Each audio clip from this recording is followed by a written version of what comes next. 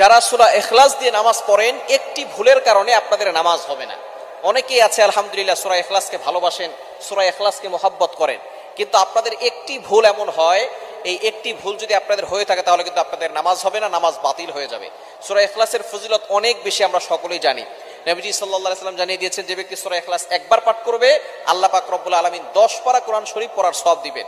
যে ব্যক্তি 3 বার পড়বে 1 খতম কোরআন শরীফ পড়ার সওয়াব পাবে। আর যে ব্যক্তি 10 বার পড়বে আল্লাহ পাক রব্বুল আলামিন তার জন্য জান্নাতে একটা প্রাসাদ নির্মাণ করবে। এবং আমরা এরকম অনেক হাদিস শুনেছি যে নবীজি সাল্লাল্লাহু আলাইহি ওয়াসাল্লাম জানিয়ে দিয়েছেন, যারা সূরা ইখলাসকে ভালোবাসবে সূরা ইখলাসের ভালোবাসা তাকে জান্নাত পর্যন্ত পৌঁছে দিবে। এক সাহাবী সব নামাজে সূরা ইখলাস পড়তেন, প্রত্যেক নামাজেই তার সূরা ইখলাস থাকতো। সাহাবাকে অভিযোগ করলেন, ইয়া রাসূলুল্লাহ, সে তো প্রত্যেক নামাজেই সে সূরা ইখলাস পড়ে। তাকে জিজ্ঞেস করা হলো, কেন তুমি সূরা ইখলাস পড়ো? তখন তিনি বলেছে, সূরা ইখলাসকে আমি ভালোবাসি, আমি আল্লাহকে মহব্বত করি। নবীজি সাল্লাল্লাহু আলাইহি ওয়াসাল্লাম জানিয়ে দিয়েছেন, এই সূরা ইখলাস তাকে জান্নাত পর্যন্ত পৌঁছে দিবে। সুতরাং সূরা ইখলাসের ফজিলত অনেক বেশি, কিন্তু আমরা অনেকেই সূরা ইখলাস পড়ি, কুল হুয়াল্লাহু আহাদ আল্লাহুস সামাদ লাম ইয়ালিদ ওয়া লাম ইউলাদ ওয়া লাম ইয়াকুল লাহু কুফুয়ান আহাদ। ছোট্ট সূরা, ফজিলত অনেক বেশি। এই কারণে আমরা অনেকেই সূরা ইখলাস দিয়ে নামাজ পড়ি, কিন্তু আমাদের একটা ভুলের কারণে নামাজ বাতিল হয়। সেটা কি? আমরা অনেকে কফের জায়গায় কাফ পড়ি। একটা হচ্ছে কফ আর একটা হচ্ছে কাফ। কাফটা একটু পাতলা হবে, চিকন হবে, আর কফ একটু শক্ত করে পড়তে হবে। অনেকেই এই ভুলটা করে।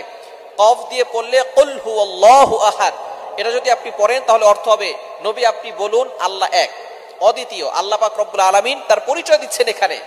আল্লাহ পাক রব্বুল আলামিন এখানে বলছেন কুল হুয়াল্লাহু আহাদ, এখানে কফ দিয়ে পড়ছেন। কিন্তু অনেকেই ভুল করে, উচ্চারণ সঠিক না হওয়ার কারণে তারা পরে কাফ দিয়ে কুল হুয়াল্লাহ।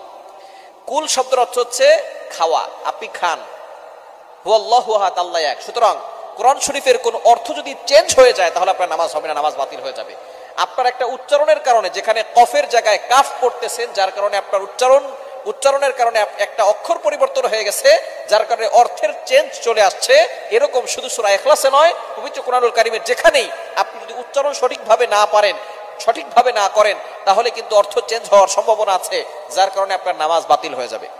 যেখানে আল্লাহ বলছেন কুল হুয়াল্লাহু আহাদ, আল্লাহ এক, নবী হে আপনি বলুন আল্লাহ এক, আল্লাহ অদ্বিতীয়, সেখানে যদি আপনি বলেন কুল হুয়াল্লাহু আহাদ, তাহলে অর্থ হবে নবী আপনি খান, আল্লাহ এক। সুতরাং অর্থ চেঞ্জ হওয়ার কারণে আপনার নামাজ বাতিল হয়ে যাবে। এজন্য অবশ্যই সতর্ক থাকতে হবে। আমরা কোরআন শরীফটা অবশ্যই শুদ্ধ করে পড়ার চেষ্টা করব। দুনিয়ার সবকিছু ঠিকঠাক মতো চলে, শুধু কোরআন শরীফের বেলায় কোরআন শরীফটা শুদ্ধ করে পড়ে না।